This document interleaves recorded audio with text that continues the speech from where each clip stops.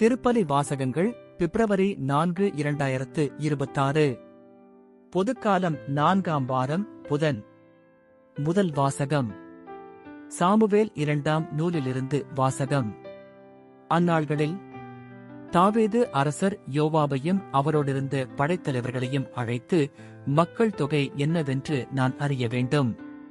நீங்கள் தான் முதல் பெயர்செபா வரை அனைத்து இஸ்ரவேல் குலங்களிடையே சென்று வீரர்கள் தொகையை கணக்கிடுங்கள் என்றார். யோவாபு வீரர்களின் தொகை கணக்கை அரசரிடம் தந்தார்.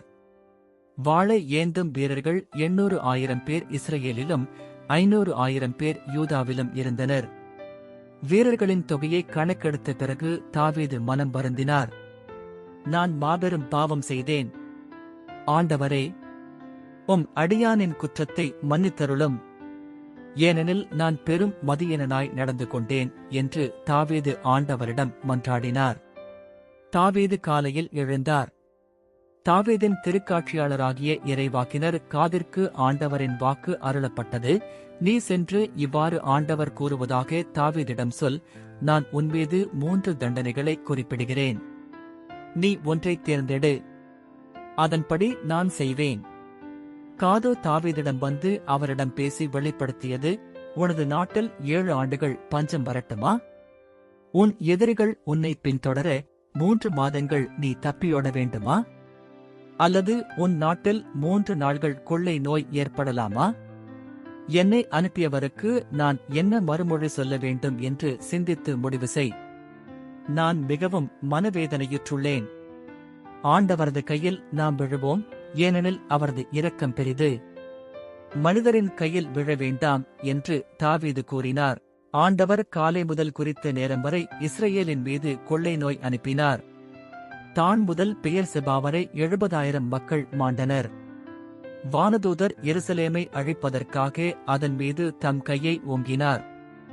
ஆண்டவர் அத்தீமையை குறித்து மனம் வருந்தி மக்களை அழித்துக் கொண்டிருந்த வானதூதரை நோக்கி, போதும், உன் கையை கீழே போடு என்றார். அப்போது ஆண்டவரின் தூதர் எபூசியன் அரவனாவின் போரடிக்கும் களத்தருகே இருந்தார். மக்களை அழித்துக் கொண்டிருந்த ஆண்டவரின் தூதரை தாவீது கண்டபோது அவர் ஆண்டவரை நோக்கி, பாவம் செய்தவன் நானல்லவோ? தீச்செயல் புரிந்தவன் நானல்லவோ? இம்மந்தை எக்குற்றம் செய்தது? இப்போது உம் கை என்னையும் என் தந்தையின் வீட்டாரையும் வதைப்பதாக என்று கூறினார்.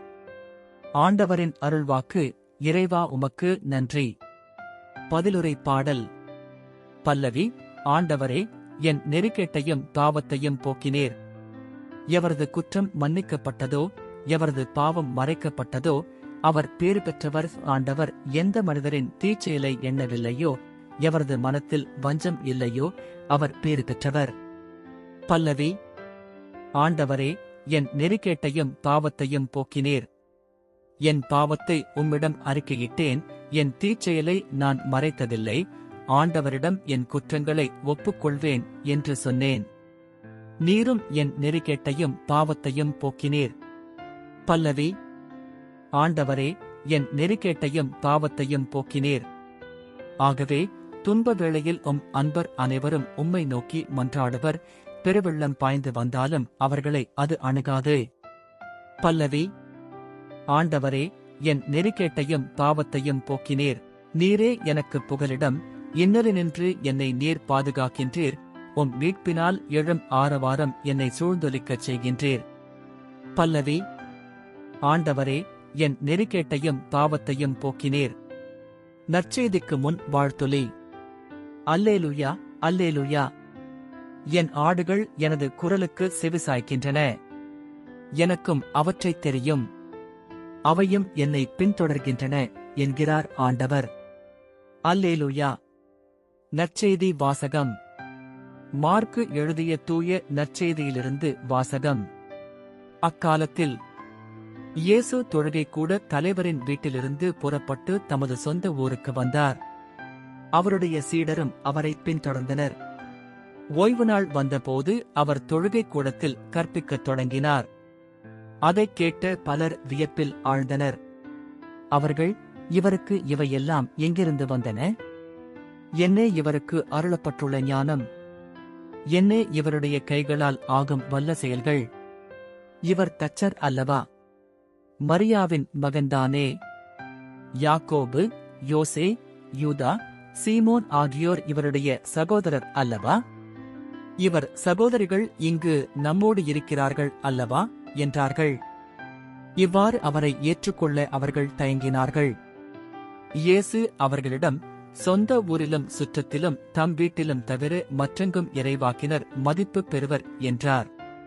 அங்கே உடல் நலமற்றோர் சிலர் மேல் கைகளை வைத்து குணமாக்கியதைத் தவிர வேறு வல்ல செயல் எதையும் அவரால் செய்ய இயலவில்லை. அவர்களது நம்பிக்கையின்மையைக் கண்டு அவர் வியப்புற்றார். அவர் சுற்றிலுமுள்ள ஊர்களுக்குச் சென்று கற்பித்து வந்தார். ஆண்டவரின் அருள்வாக்கு. கிறிஸ்துவே உமக்கு புகழ்.